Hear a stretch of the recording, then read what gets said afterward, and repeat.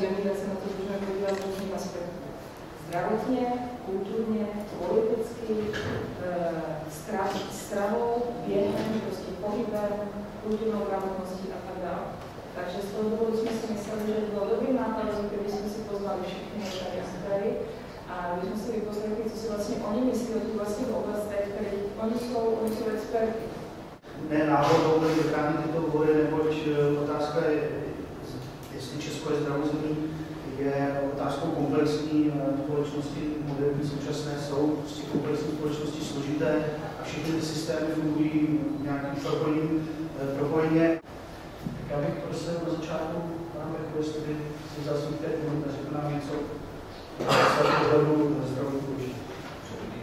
Takže já bych si dovolil říct pár slov ve smyslu čísel a v podstatě malá část obyvatel se podílí na čerpání poměrně značného objemu nákladů na zdravotní péči. A to tak, že 13% pojistného kmene, to znamená obecním občanům státu, se podílí 60% na čerpání veškerých nákladů na zdravotní péči.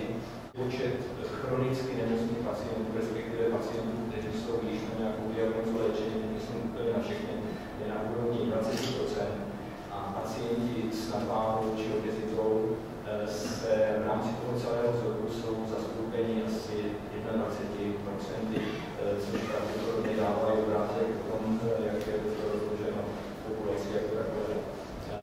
Já jsem prostě přesvědčený o tom, že strava v téhle zemi spojená s PR, které se v této zemi jaksi do lidí tlačí, přispívá naprosto blbé náladě a ne dobré náladě, protože dobré jídlo znamená dobrá nálada, znamená zdraví zcela prostě automaticky a ještě se nenašel nikdo, kdo by mi řekl, že to tak není. Víte, mně prostě přijde, že v téhle zemi jsme brutálně od nejvyšších možných, tedy od pozic lidí, kteří nám jaksi vládnou přes média, který se teď začínají díky nějak gastronomii zvrchávat. Hned vysvětlím, o čem mluvím. Neustále tlačíme do z těch lidí typy reportáží. V Česku je draho. Jsem měl kdysi ve zprávách, nebo co to bylo, nějaká 24, rozhovor s novinářem, nebo tam jsme se bavili o tom, jestli je draho a jak tomu předejít. A já jsem říkal, proboha, my jenom kopírujeme křivku gastronomickou Londýna nebo Velké Británie před 25 lety. Tam to naštěstí během díky pár lidem, skutečně pár lidem, jakýchsi osvícenců pochopili. A co se tam začalo dít? Tam se dokázalo vlastně PR vypěstovat v lidech 100% britský, 100% pure British, všechno je British, organic, pak už to zase samozřejmě klouzá do extrému typu low fat, no fat, trans fat a všichni v tom vidějí čertíky, ale tam se to podařilo. A já jsem tenkrát říkal, tomu prostě musí pomoct tady i média. Média musí přestat mluvit o krizi, protože když o ní budou mluvit, a já si osobně myslím, že krize především v této zemi je v našich hlavičkách, ne v biznisu, protože my jsme ji skutečně nezažili, ale který hodně po světě cestuju, takže vím, co je krize. Novináři musí pomoct ozdravit tuto zem, přivést tuto zem k tomu, aby lidi začali být skutečně hrdí na to, že se tady opravdu něco pěstuje, nebo že se tady něco vyrábí. Jo. Já vím, že nezávislí novináři nejsou PR agentury, ale jestliže to šlo v té Británii pomoct té zemi v tom nejzásadnějším, co vůbec může být, a to je jídlo, tak proč by to pro boha živýho nešlo oprásknout tady u nás? My se prostě akorát musíme naučit opisovat a přestat blbnout s nějakou naší debilní českou cestou, která je prostě absolutně nesmyslná. Proč to pro boha neopráskneme? Jestliže v téhle zemi jsme schopni vymyslet, a promiňte mi to, já tomu říkám prostě pražsprostej kšeft, jestliže se tady vyrobilo nějaký nápad, který se jmenoval Klasa, tak jsme ji zničili.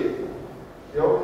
Klasu si dneska koupíte, prostě známka Klasa. Běžte mezi lidi a zeptejte se, jako ty to koupíš, protože to je Klasa? klasu už prostě mám pomalou lopatu, s kterou převracím tamhle hnu, jo. Když jsme vymysleli ryba domácí, výborný projekt, do kterého se dalo, co já vím, na začátku přes 80 milionů, tak to šlo ještě jednou. Znám pozadí tohohle z toho kšeftu, ale jestliže budeme ten národní blbý kapry, kde jsou sandáky, je vyvezeme všechny, kde jsou všechny naše dravci, všechny vyvezeme do Německa a my si je do gastronomie, ty český ryby kupujeme zpátky, kamarádi. Jestliže jsme pomohli českému křestu nahoru, protože jsme byli evropská velmoc, ještě při české měšťanské kuchyni v roce 27 jsme byli evropská velmoc. My jako Češi víme, že je v New Yorku dráž než v New Jersey oblečení. My víme, kam jezdit na sofistikovaný dovolení. Ale my vůbec nevíme, že ve stejné vyhlášce, jako máte špekáček v té 326, že jo, kde máme přesně nanormováno, kolik má mít špekáček masa. Ve stejné normě najdete, že ten samý špekáček vůbec z masa být nemusí, protože je z kuřecího separátu. Chápete? Lobby, business. A kdyby se nám, nehledě na to, že už jsme si zničili tak nádherný český slovo, jako je bůřt, protože v bůřtu v téhle zemi už nemusíte mít vůbec ani deko masa. Jak je možné, že v téhle zemi jsme schopni prostě napsat na konzervu vepřového masa, vepřová konzerva, nebo vepřové maso ve vlastní šťávě, není ve vlastní šťávě, je ho tam 20%, zbytek je voda a sádlo. Rozumíte? My jsme schopni napsat na ketchup, ale napíšeme to tam anglicky. Takže jsme přece v zákonu, protože vzadu je napsáno rajčatová nátírka, ano, a ono to má 7% rajčátek, zbytek je voda a cukr. Jenom proto, že si to prostě, jak si necháme líbit. A my se furt prostě domníváme, že jestliže si dám light jogurt, k tomu prostě rozdrtím v moždíři pohanku, sepnu jí nosem a k tomu budu ukosovat bio řetkvičku, takže prostě jim zdravě, ale tak to prostě vůbec není. My akorát se musíme naučit nout, kolik jíme soli a kolik jíme cukru. A to převážně v těch nejlacinějších v uvozovkách potravinách, který prostě se v téhle zemi legálně prodávají. Já chci říct, že to nemůže být vtažení nikdy médiam. Ty média reflektují jenom to, co se v té společnosti děje. To znamená, že vy potřebujete nějaký nositele toho pohybu, o kterých referujete. Potřebujete nějaký hlasního prostě lidí, který se stalo čas lidí, kteří přišli a řekli, a už dost, budeme hrát mafy, budeme to dělat jinak, budeme to dělat jinak. Čili pokud máte ty nositele toho příběhu, tak samozřejmě do toho média vstupují a ti už sami o tom referovali. Tady prostě se objevil váš kamarád, tady Kolek, který prostě je nositelem toho příběhu, velmi dobrým, vy jste sám nositelem toho příběhu, těch lidí už je daleko víc, objevují se noví, čili já si myslím, že to je běžný proces, jak vidíme i v Británii, kde ta kuchyně byla taky katastrofální a za relativně krátkou dobu se jim podařilo s tím dělat neuvěřitelné věci. Vidíte tam ostatní na vývoji trhu. Vidíte, že se objevují nový typy řeznictví. Tady zrovna zavrhujeme nějaký francouzský řeznictví z Mocha, šel jsem koupit cigára, už jsem to viděl. Oldej prostě, že tady má fantastické řeznictví. Když chcete dobrý steak, jdete prostě k anglickýmu řezníkovi. Robertson dělá další dobu prostě vynikající řeznictví. Čili já si myslím, že i na tom maloobchodním trhu už dneska vidíte, že ta poptávka se mění. A je to určitě výsledek nějakého procesu, který začal a nebýt toho, že o to ty média referují, tak určitě i ten proces byl daleko pomalejší. Čili já v tomhle věřím na nějakou přirozenost a myslím si, že ty udílné kampaně končí obvykle jako domácí. Myslím, vyhodí se do toho 200 milionů korun, že z toho reklamní agentury a mediálky a nevím kdo výsledek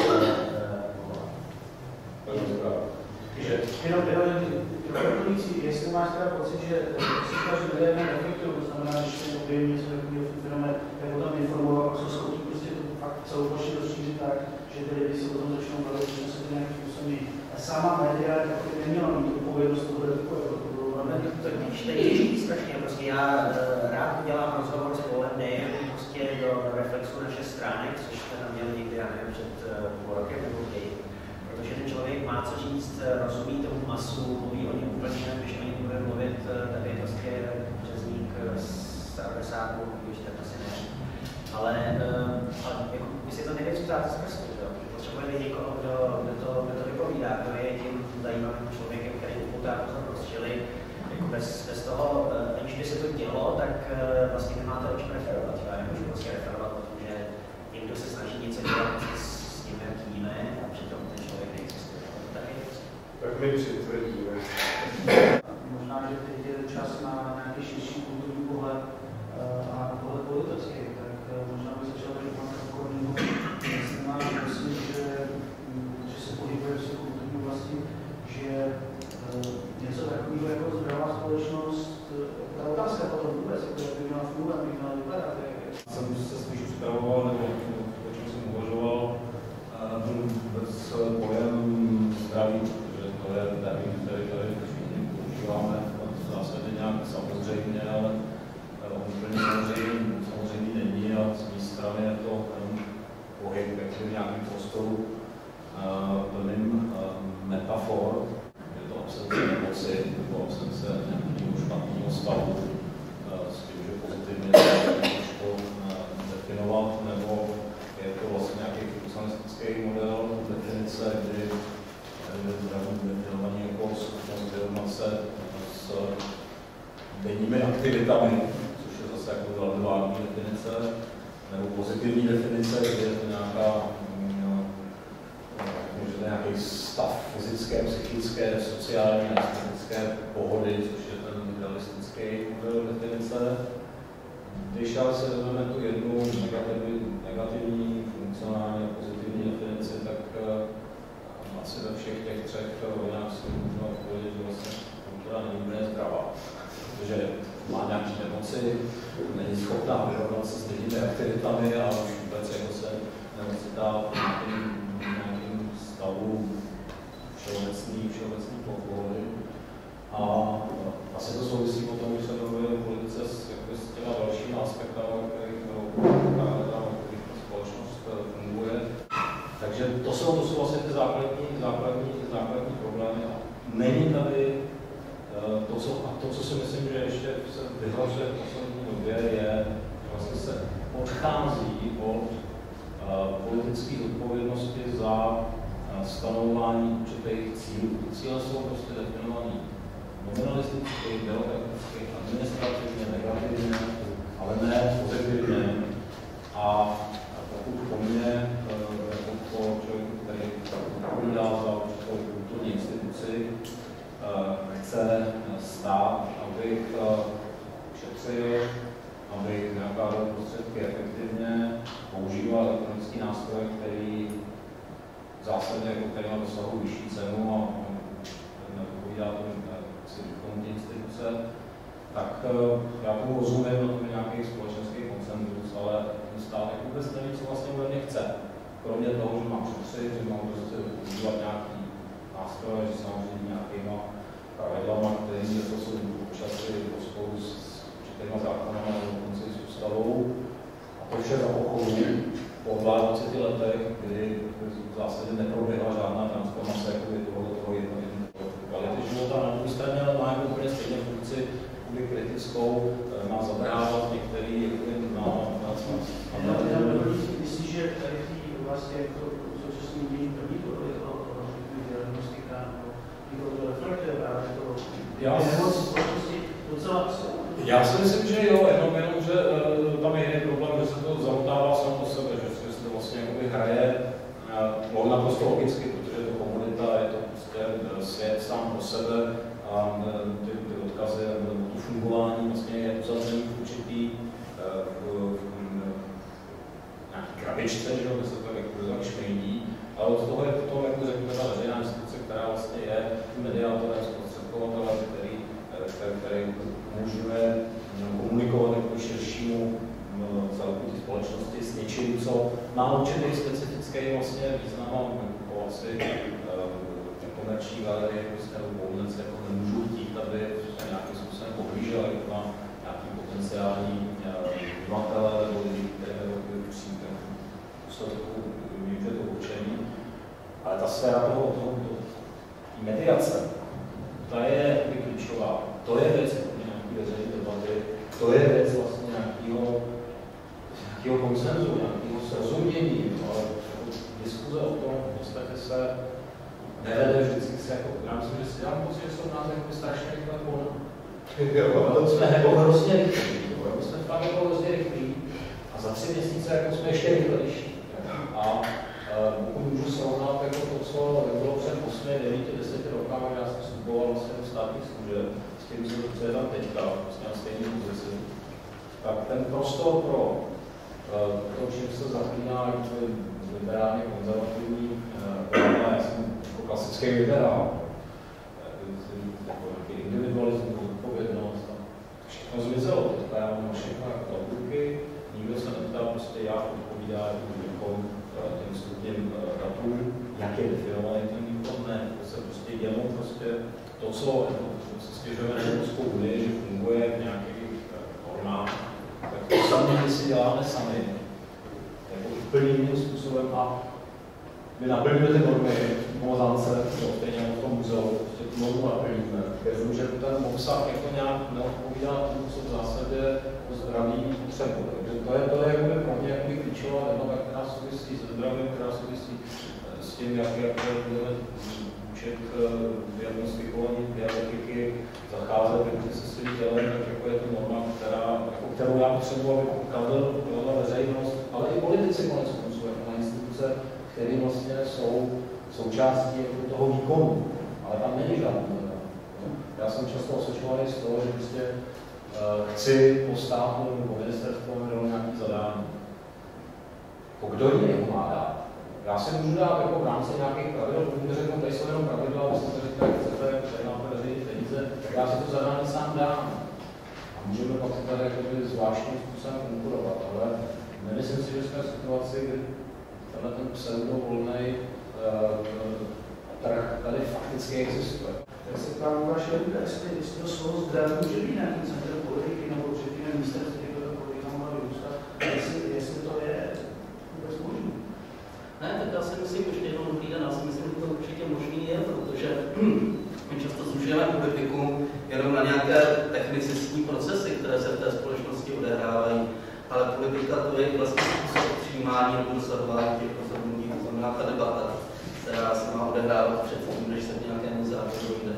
A druhá věc je, jako to dbaní o to, aby ta politika nebyla prostě jenom, výsledkem politiky nebyla jenom nějaká lejstra nebo nějaká jednoduchá krátkodobá opatření, kdy jedno překryje časem druhé, ale kdy tady existuje něco, co se dá nazvat nějakým dlouhodobějším výhledem, nějakou strategií, to nemusíme nazývat přímo zdravotnickou politikou nebo kulturní politikou, ale přinejmenším nějakou strategii, která dokáže kolem sebe shromáždit lidi napříč politickým spektrem a hlavně v dalším časovém horizontu, než jenom po volbách. To si myslím, že je ten hlavní problém české politiky.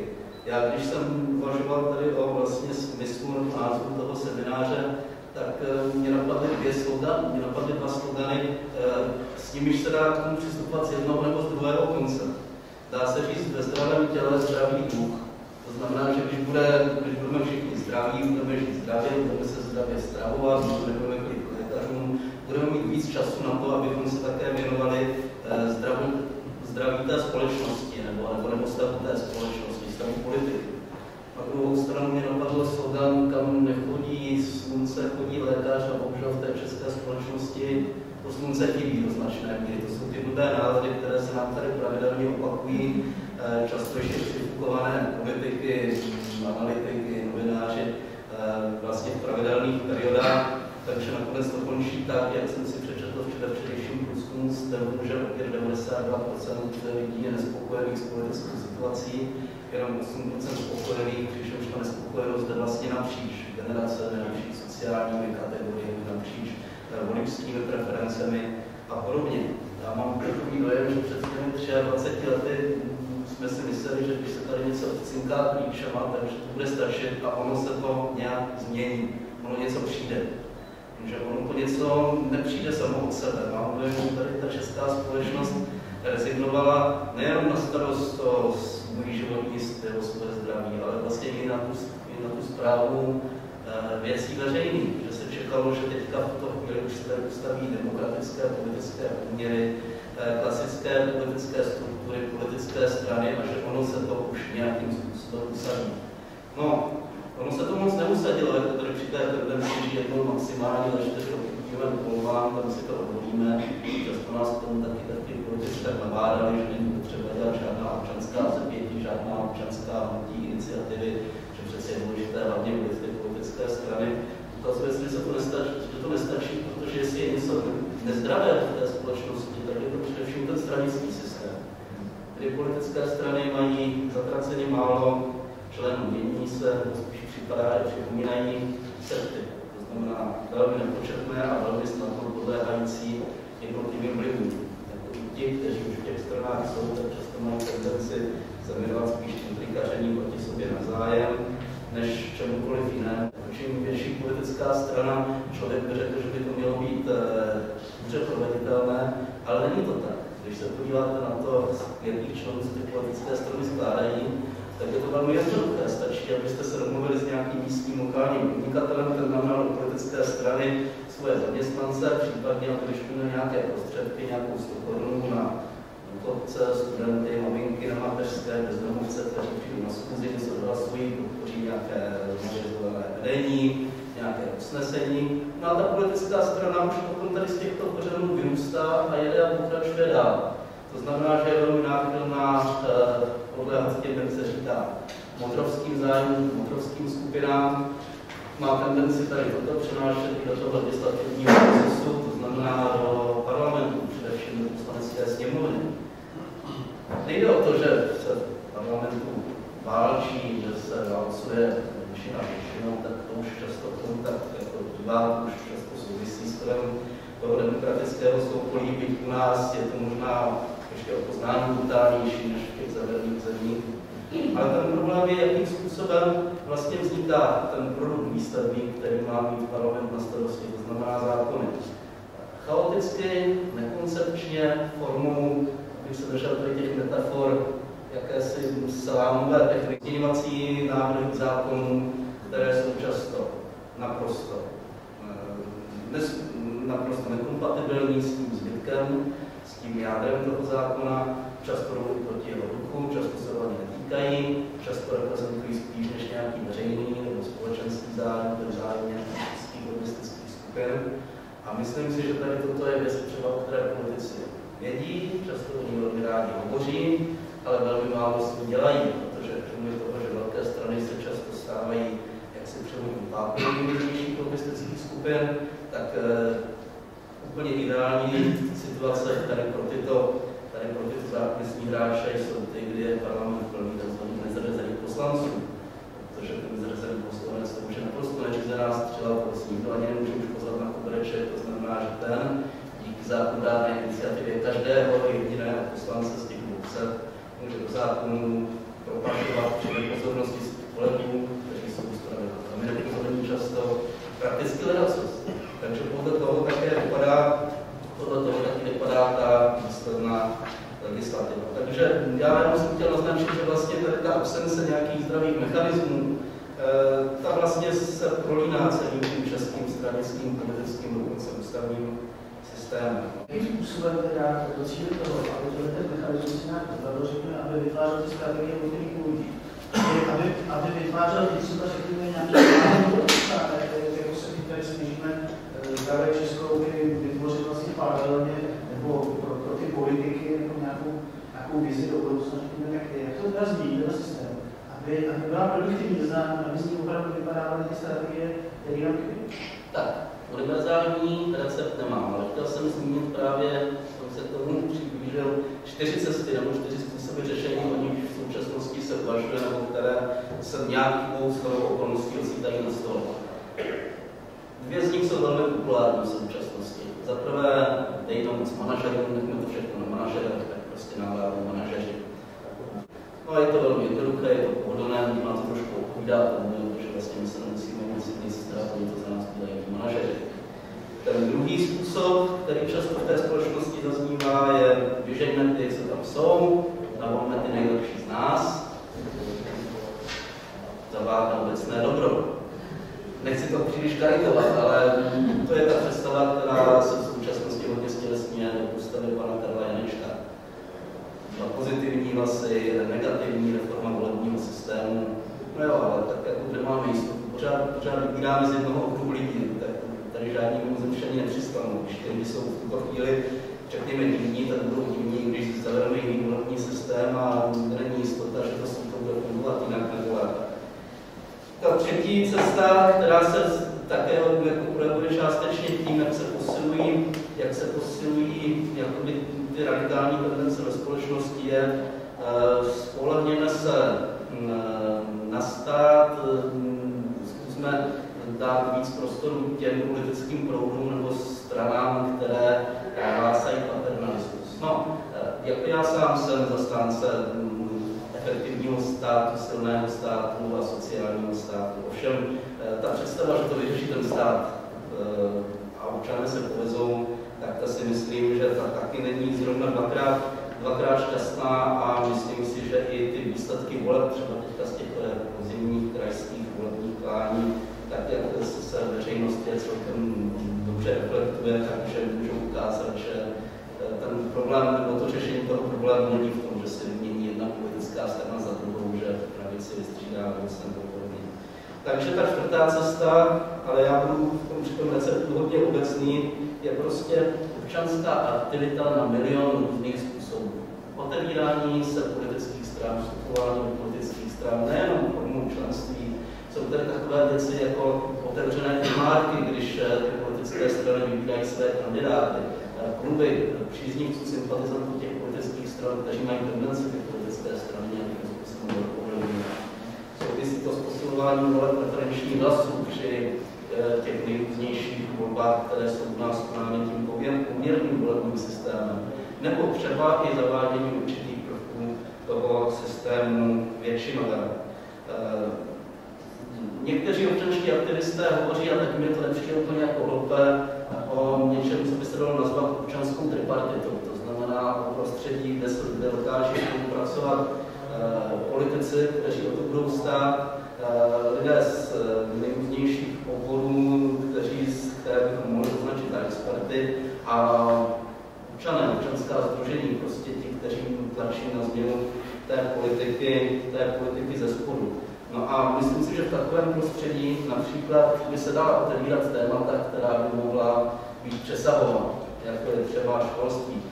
Žádná politická strana u nás nemá recept na to, jakým způsobem by mělo brát přesně školství, jestli upřednostňovat humanitní, technické, jaké akcenty.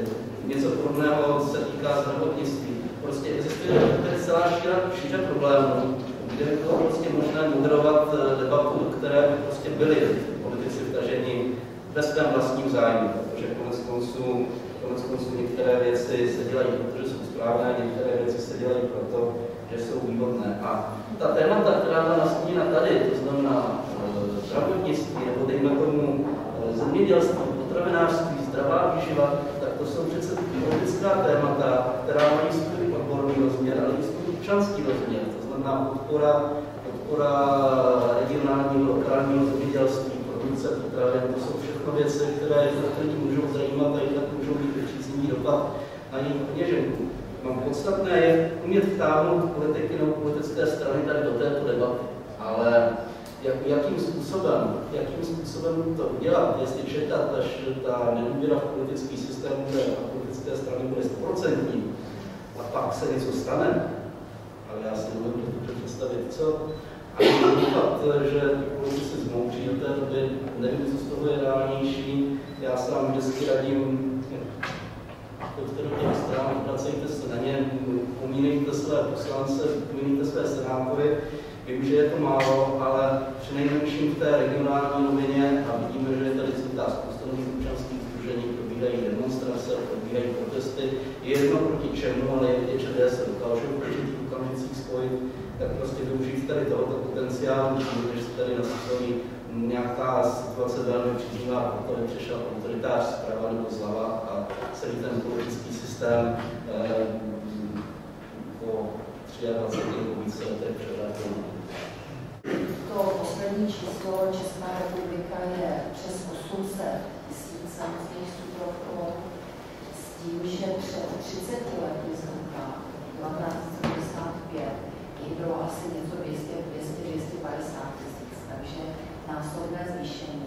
A ta čísla se prostě pořád zvyšují, pořád jde nahoru. To, co je důležité, je, že cukrovky jsou různého typu, nicméně to, co se zvedá, je cukrovka druhého typu, kde je takovýto typický tlouštíci s těmi velkými břichy, a tam myslím mám to trocha. Takže je to velké břicho a relativně hubené nohy, ti nemocní mají zároveň vysoký krevní tlak, zároveň mají vysoké tuky v krvi, jsou obézní, takže jsou to všechno rizikové faktory nejen té cukrovky, ale taky srdečně-cévních onemocnění, nádorů, že všechno je to vlastně typé těch chorob, které nám rostou. No a rostou nejenom ta čísla, jak jsem zmiňovala, ale rostou zejména komplikace, protože dřív se na cukrovku umíralo, což teď už není pravda, máme samozřejmě dostatečné množství různých moderních léků, takže lidi už neumírají a rozvíjejí se komplikace. Takže to jsou třeba nemocné ledviny, ti nemocní musí být dializovaní, nemocné oči, máme řadu slepých cukrovce, infarkty, mozkové mrtvice, amputace dolních končetin. Ale fakt je, že těch peněz, které tam jdou, je relativně hodně.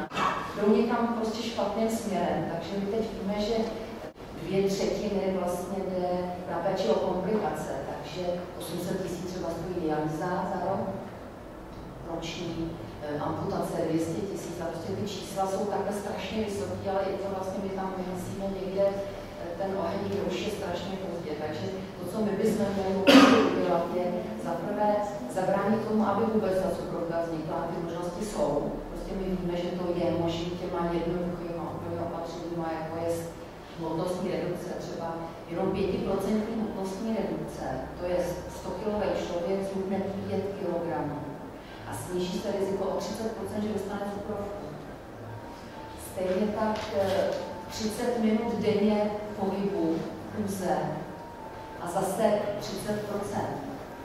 Takže když to dáte dohromady, je vlastně o polovinu můžeme úplně jednoduše to snížit. Takže primární cílem, aby to nevyslalo, abychom změnili chování naší společnosti, aby vůbec ta cukrovka neobjevila a v té druhé fázi, teda abychom léčili tak, a to už je věcí spíš těch odborníků jako motivace těch našich pacientů, kteří bohužel jsou obtížně motivovateľní, když už jsou prostě nemocně, mají cukrovku, tak aby se léčili správně, aby dělali všechno tak, jak mají, a aby vzali ten svůj život s cukrovkou. Takže já to vidím takový dvě roviny, jednak prevence plná, primární, jednak ta sekundární, kde se snažíme aspoň zabránit těm komplikacím toho onemocnění. Já nemám pocit, že by vlastně ty informace nebyly, to se znovu média brání, že v jakýkoliv časopis, tak vlastně informace, které je důležité, že nadváha a nedostatek pohybu a tak dále, prostě vedou může vést k diabetu, to jsou věci, které jsou všeobecně známé. Čím je teda problém, když lidi tu informace mají. A druhá věc, která tady padala, je nedostatek strategie. Nějaké strategie, řekněme, státu nebo ministerstva zdravotnictví. Chybí vám ta strategie, nebo máte pocit, že je nedostatečné to zprostředkování, nebo kde je to? Protože ten vrchol je ten pacient. Tam někde jsou určitě všude a mohli jsme vrchole najít nějaký postup.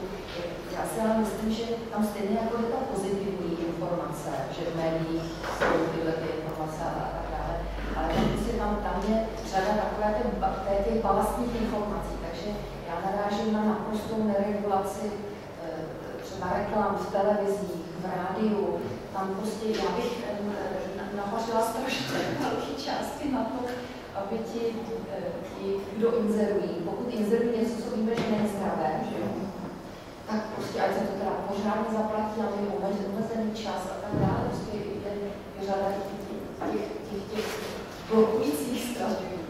Nebo o čem se my třeba bavíme teď v společnosti, a i s obezitologickou společností, že řada výrobků, my můžeme říkat, některý výrobek je zdravý a nezdravý, ale co je důležité, aby byl popsaný ten výrobek, takže on ten výrobek nemá značení, takže není označen energetická hodnota, kolik to obsahuje energie, jaký je složení těch tuků, cukrů, bílkovin, jaké jsou tam ty špatné takzvané tuky a dobré tuky, prostě to úplně totálně chybí.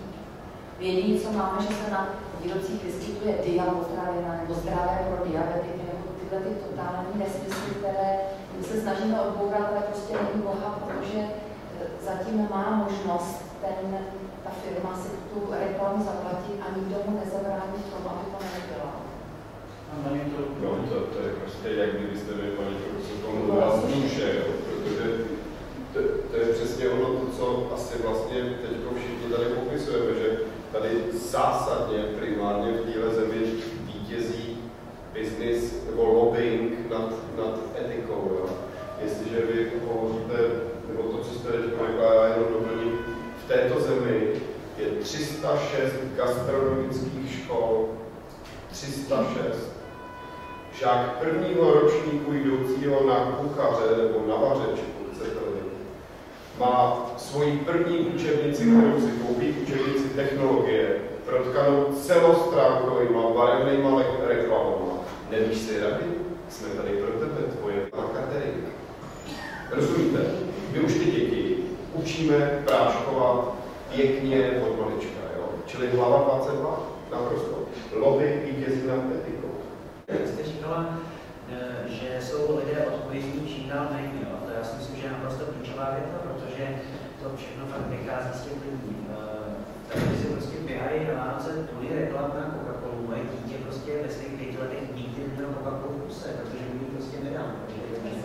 Přijde do školy a bude tam automat a tam si to super, ale prostě já tu regulaci fakt nemusím. Já si opravdu myslím, že to celý vychází z té odpovědnosti a že to je vlastně víme. Prostě přijdou nějaký odpovědní lidi, jako jste vy, jako je pár vašich přátel, řeknou takhle, jestli to nebudeme mít my, bude to mít někdo jiný. To je podle mě naprosto klíčová věc pro fungování té společnosti. Jediné řešení je prostě k tomu přistupovat aktivně a pokud se mi ta věc nelíbí, tak nelíbí vstupovat. Prostě to společnost nefunguje jako sama o sobě, vždycky vychází od jednotlivce. Tak je. Tak dobrá diskuze určitě, je to pravda. Možná je ten námitka, že tady jsme začínali prezentaci čísel, kolik to stojí peněz. To znamená, jakým způsobem teda ty lidi, kteří se dostali o své zdraví a jestli nějakým způsobem se necinoval při to pojištění, nebo jak to vlastně řešit, protože já si říkám, že jsem zodpovědný sám za sebe, ale jestliže paní profesorka zase hovoří o tom, že ty prostě dopovědní nejsou, že spolehají na to, že ten zdravotní systém jim pomůže a že vlastně to někdo zaplatí. Jak řešit kdo to je, ten stát, kdo to je, řekněme mi, kdo to je. Já to nedokážu prostě říct, kdo mi má diktovat, co já mám papat a kdo mi má zakázat reklamu na to, co bych neměl jíst. Kdo to je? Minimálně jako lidi, kteří jste v parlamentu a minimálně jsou to prostě... Ale byl jste v parlamentu podívat se v jejich kuchyni, co tam žerou? To je jako argument, který není relevantní. Ale vy to nedokážete prediktovat, protože vy to nevědí, rozumíte? Voliči, kteří je tam dostali, jsou lidi, kteří to nevědí. Ta absolutní většina lidí, kteří žijou v tom státě, je to absolutně... Ten stát určitě rozhoduje. Já vnímám ten stát jako určitého správce té společnosti, který prostě se musí té společnosti a těm příslušníkům té společnosti zpovídat. Musí poskytnout informace, musí poskytnout podklady, pokud jako vůbec to je zájem. No a myslím si, že všechno ostatní je věcí určitých návyků, určitých tradic. Známe státy přece, které fungují s určitou autoritou, včetně svého ústavního systému, aniž by bylo všechno vetknuto do zákonu a funguje to. A existuje tam určitá lojalita občanů ke státu a státu občanů. Jako jinak to vypadá v Británii, jinak to vypadá ve Skandinávii, ale vypadá to, funguje to. To znamená, není to tak, že by tady ten stav byl nedosažitelný. Jako ten náš problém je, že možná na některé věci příliš spěcháme, nebo na některé věci, na některých věcí se pouštíme z správného konce. Jako mě, on to kdysi nějaký poslanec, jehož jméno už je dávno zapomněl to zadal pojem negativní, pozitivní motivace. Já si myslím, že třeba tady toto je jedna z těch věcí, které by měly vstupovat vlastně do té komunikace státu a občana v případě takových citlivých věcí, třeba jako je zdravotnictví nebo vztah ke svému zdraví, nebo vztah ke svému životnímu stylu. Ono nestačí úplně jako spolehat se třeba na ty příkazy, zákazy daně. No, teďka byl ten případ z toho Dánska, to jste nejspíš sledovali, kde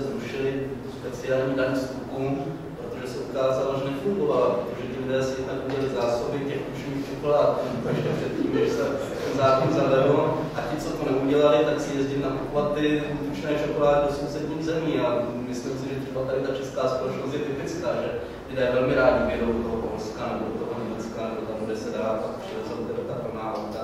A týká se to různých sociálních skupin, to vlastně i tím, kteří byste řekli, že mají nejhloubší do kapsy, tak ti jsou první, kteří tady podnikají tyto dobrodružné úpravy. Takže já si myslím, že jako tam cesta těch motivací a těch informací může být velmi efektivní. Nemyslím si, že by se musela za všech okolností regulovat třeba reklama nebo inzerce na ty nezdravé věci, ale ty lidé opět musí mít prostě informace a především z těch veřejnoprávních médií o tom, jako co je zdravé a co není při nejmenším, aby prostě měli tu informaci kompletní. To je třeba věc, na kterou ten stát dohlédnout taky může, aby tyto věci prostě se k lidem dostaly možno co nejširší nebo co nejúplnější šířit. A potom takové ty věci, já nevím, nakolik se dá, to už je teďka otázka spíš na odborníky, nakolik se dá ta motivace donášet třeba do toho zdravotního pojištění, kdy samozřejmě ta solidarita si myslím, že tam je nezbytná, protože jsou choroby, kterým přijdete, a když byste věděli, jaká v tom okamžiku to má velmi hluboký smysl i za tu cenu, že v jiných případech platíte pojištění lidem, kteří se sami k sobě chovají velmi zodpovědně. Ale existují přece jiné způsoby motivací při uzavírání nejrůznějších životních pojistek a podobně, kde si myslím, že by to také mělo být co nejúsledněji zohledňováno. Prostě vím, že když nechodím rád k zubařinu, tak si ho za to zaplatím, když nebudu se účastnit pravidelných preventivních prohlídek. Myslím si, že tady tyto informace by prostě měly by být motivovány nějakým pozitivním, takovým negativním způsobem, aby prostě se chovali zodpovědněji. No a to přenášení těch rozhodnutí nebo té vůle na tu státní úroveň, to už je pravda trošku obtížnější, protože to už se nemožno prosazovat ty věci v tom stranickém politickém systému, je obtížné nebo je náročné, ale my jsme tady měli v té historii těch 23 let České republiky po listopadu 89 období, kdy fungovaly některé strategické instituce, poradní instituce vlád, kdy se dávaly dohromady nějaké dlouhodobé koncepce. Nemyslím teďka nějaké pětiletky, jak se to zesměšňovalo, ale prostě určité strategické výhledy, kudy by se ta společnost měla vyvíjet, zvlášť v těch nejcitlivějších segmentech. A myslím si, že už v současnosti vlastně tady po tomhle určitým, jak se tomu říká, leadership poptávka nejenom nalevo, ale i napravo, když se o tom bavím s nejrůznějšími manažery nebo lidmi, kterým vadí ten chaos nebo ta improvizace. Takže si myslím, že i tady k tomu společnost našla to má, jestli je to otázka měsíců nebo let. Jsou mála, co by nám stát mohl poskytnout, že vyprodukují informace o obsahu potravin, o nějakých takovýchhle věcech. A pak už je to samozřejmě taky na nás. Já bych chtěl na to trošku zareagovat, protože práci, kterou dělám dlouho. Mám za sebou 7 let vysílání pořadu, který do Čechů tepe informace o tom, jak by se měli stravovat, co by měli dělat a tak dále. Co se změnilo? Nic. Říkala paní profesorka, že ten stav se neustále zhoršuje. Z mého pohledu je to problém úplně některý, ještě trošku. Čech přestal vnímat sám sebe a zážitky a život vyměnil za žrádlo a za majetek. A myslím si, že v této situaci, aby se pídil o informacích o tom, jestli to prospívá, anebo neprospívá, jestli to je zdravý nebo není zdravý, tak rozhodně to se dělat nebude, protože do ní všichni neustále tepou, zemřeš, nedělej to, nežer tohle, nedělej tamto, tohle je blbá. A co z toho života ten člověk o to má mít, když nemá jedinou prostě světlou naději v tom životě. Nikdy se nebude pídit po tom, aby se to zlepšil. Prostě nikdy. Já si myslím, že ta zásadní motivace je začít konečně říkat, tohle všechno je na hovno, tohle všechno může být dobře a dávat těm lidem opravdu pozitivní příklad. Nikoliv všechno neustále negovat a schvatovat. Že mě osobně třeba tohle potom nemůžeme taky trošku podělat. Ten proces změny musí začínat u těch lidí na té nejvyšší úrovni, obyčejných záležitostí a teprve pak se může bavit o tom, jak bude fungovat stát. No, právě je soukromý sektor, protože to je něco, co má sílu a motivaci měnit věci. Vlastně fakt tomu věřím. Věřím tomu, že dobrý restauratér, nebo dobrý kuchař, nebo dobrý řezník, nebo dobrý mlýkař má silnou motivaci něco měnit lepšímu, když jich je 10, 20, daleko lepší, když jich je 5, tenhle ten proces se musí pak prostě pouze kontrolovat. Co budou učeny? Fungují takhle některá velká města, fungují takhle některé velké regiony, jako milionové, 10 milionové, prostě opravdu velké. Může tady toto fungovat a je vidět, že ta poptávka ze spodu zrůstá. Takže jako, já bych opravdu se přimlouval za to, soustředit se především v tuto chvíli na tu lokální úroveň, no a vytvářet podmínky pro to, aby se to přejelo k tomu jinou celosvět. Já bych se trochu polemizovat, jak jdou do té úloze státu a možná taky doplnit tuhletu debatu. Já k tomu použiju ekonomický jazyk. Když jsem ekonom, tak ho normálně ten jazyk nepoužívám a snažím se ho vyvarovat. A tady si myslím, že to je potřeba. Z mého pohledu by stát měl zasahovat ve dvou případech. První je, kdy dochází k tzv. Negativní externalitě. To znamená, prostě je tam nějaká selhání trhu. A ten trh sám o sobě, tak jak existuje v daných podmínkách, tuto externalitu neřeší. Já si myslím, že ten příklad s nezdravou výživou je perfektní.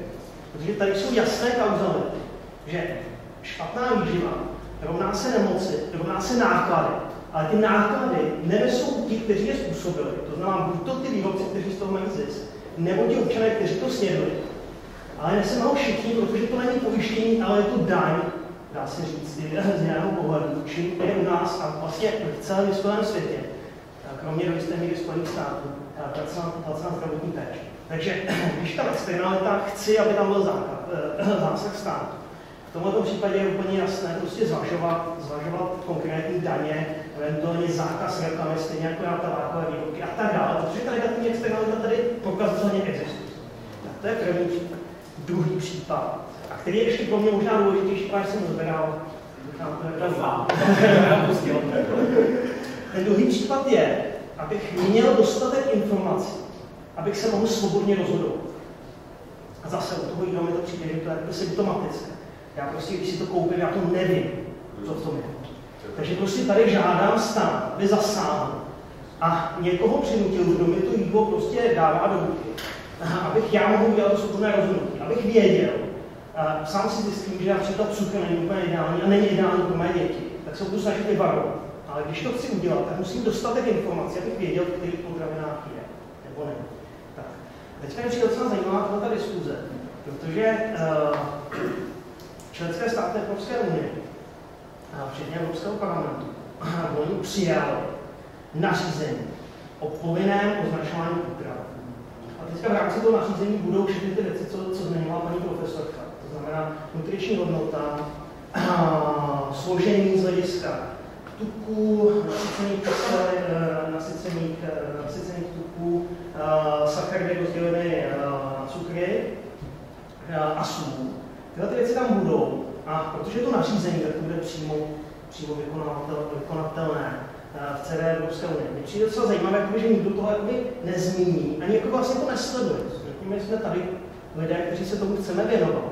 Z mého pohledu prostě bylo důležité, abychom se věnovali té problematice celosti. To znamená, věděli, koho lobovat, pokud něco takového chci. Protože prostě ta legislativa někde se přijímá. Takže jestli chci, aby tyhle ty informace byly k dispozici, abych mohl dělat svobodné rozhodnutí, tak se měl zajímat o to, jak někoho přinutím, abychom ty informace dostali. Tady zazněl příklad, jako já jsem samozřejmě zastáncem i těch regulačních mechanismů, které by měly být, ale zazněl tady jeden příklad. Dánsko, nezdravá čokoláda, zdanila se, všichni se zařídili, odjeli si, nakoupili si, dělali se zásoby, počas se zrušili.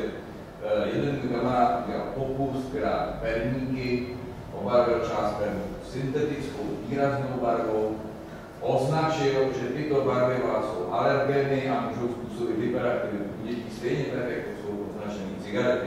Vedle toho dal perníky, které byly natřeny přírodní barvou, která nebyla tak výrazná, ty přírodní tam zůstaly. Lidi vykoupili prostě to, co bylo výrazně označené, že je nezdravé. Já si nemyslím, že když ten náš občan dostane informaci o tom, že sůl je nezdravá, takže ji prostě přestane kupovat. Nebo že dostane cukrovku, protože je tlustej, má hol tady 150 cm přes břicho, protože ví, že ten stát mu zajistí tu lékařskou péči a že ho stejně z toho dostane přejhorčím uříznou tu nohu, dítě to stejně moc toho života nejenom. Takže je to projev toho, že on se přestal starat sám o sebe, přestal se prostě o sebe jako o člověka říkám, posunout se mu hodnotový systém. Takže tahle ten negativní nátlak samozřejmě bude fungovat ve chvíli, kdy on to výrazně pocítí. On přijde k paní profesorce a nám řekne, ano, jste tlustej, máte cukrovku, jste v prase, ale my s váma budeme soucítit a my vám to teď zaplatíme. Ale jestli nebudete o 10 kg lehčí, jestli nebudete dodržovat zásadní výživy, tak si to začnete prostě platit sám. A v tomhle to vidím ten zásadní problém, tom negativním nátlaku, kdy ten člověk se začne konečně zajímat o to, že by měl něco dělat, protože to žádný je to velká poznámka, že my dospělí máme přece nějakou povinnost se rozhodovat o sobě, ale nejlepší, když se rozhodujeme o dětech. A když jsem připravoval nějaké stravování pro seniory, tak mě člověk, který má distribuci potravin v této zemi, prostě jako velký podíl, tak mi říkal, jako ale nejhůř já trpím, když vidím, co objednávají ty školní kuchyně. Když jsem jim říkal, za 3 koruny za den, já vám místo těch, tam už tady slyšet, těch sraček, tak já vám můžu dát lososa. A oni ti vedoucí říkají, jo, ale to přesvědčí ty rodiče, aby zaplatili za den o 3 koruny víc. To si myslím, že je jako velký problém, protože dneska ty diabetici se hřou z těch školních lavic. Ty soudečky, co prostě vidíme před těma školama, co už se vůbec nedělají ty veletoče na těch zábradlích, jako jsme dělali my, protože oni se nevedou do ty díry. Nebo by to břicho blnulo, jako se chtěli zhoupnout, že jo. Nebo když se pověsej, tak hned upadnou, protože se neunesou. Tak prostě to je, tam začíná ten problém. Prostě u nás dospělých je už pozdě, my líčíme vlastní děti, důky a takhle. Až budete přemítat zase, jak na to, včetně těch pozitivních, negativních motivací, vysleme na ty děti. Já jenom tady přikolifikuje taky jednu poznámku, já mám velmi negativní zážitek ze školy, kam chodí moje dcera, a pochopil jsem, že teda většina nás rodičů jsme skutečně debilové, opravdu s posudnýma hodnotama. Moje dcera chodí do druhé třídy, kde je anglická výuka přidaná nějaká trošku anglické hodiny, s tím, že nám slíbili, že rozhodně z těchto hodin nebudou domácí úkoly. Dcera přišla celá vztekla, že začaly domácí úkoly, protože jsme to šli řídit s paní učitelkou, než požadovali, aby moje dítě mělo harmonický jak duchovní, tak fyzický rozvoj. Proč to dítě, který má odpoledne na to sportování na ty hry, musí psát nějaké debilní úkoly, který nerozumím teda ani maminka. A bylo mi na to odpovězeno, že toto je tlak rodičů. Že rodiče absolutně nezajímá to, jestli dítě sportuje nebo nesportuje, ale že ho zajímá výkon a výsledek. Že chce, aby v 8. třídě dítě mělo pomalu státní zkoušky z angličtiny, z matematiky, nevím z čeho všeho ještě. Absolutně nezajímá dítě, nezajímá je dětství, nezajímá to, jak se to dítě vyvíjí. Důležitá je orientace na výsledek, které jsem říkal, zase patří do hodnotový systém. Jste tam k tomu, že se s tím dětem aktivitou, což je taková jako moje oblíbená oblast, tak já jsem si zase tady ten stát trošku měl hrát roli, taky se tam připravil v tom, jako dát tu vizi, jako co chceme být, nebo kde ta populace má být za 10, za 20 let, protože si myslím, že se potom ty iniciativy k tomu tak jako začnou adherovat, protože je nějakým způsobem aspoň hrubá představa, jestli chci být montovna Evropy nebo světa, nebo jestli chci být zdravá vzdělanostní populace. A k těm dětem. Já jsem nedávno mluvila s jednou známou a hrozně mě zaujala její komentář, protože jedno dítě má někde tady, myslím, to zase v nějakém francouzském liceu, druhý má na státní výuku a řekla, je zajímavý, že na tom francouzském liceu, ale myslím si, že to všeobecně známé o Americe, je tělocvik, výtvarná a hudební výchova rovnoprávný předmět. Zatímco tady je tělocvik něco, co když to jsou viděli. Dáme tu jedničku, aby jsme ho neskazali znamenání. A vůbec ho nemotivuje ta výuka nebo ten systém k tomu, aby teda zkusilo něco udělat z toho důležitý.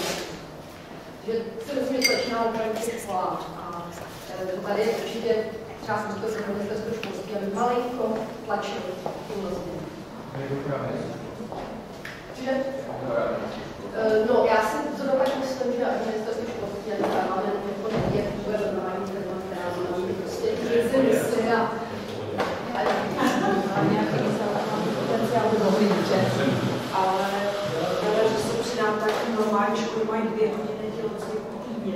je zoufale málo. To podle dětí právě určitě dítě osvobozenosti. Ale to se vracíme jako nějaký nevýznamný předmět. Přesně tak, tady prostě ale se vracíme k tomu, že na to skončí u vás, že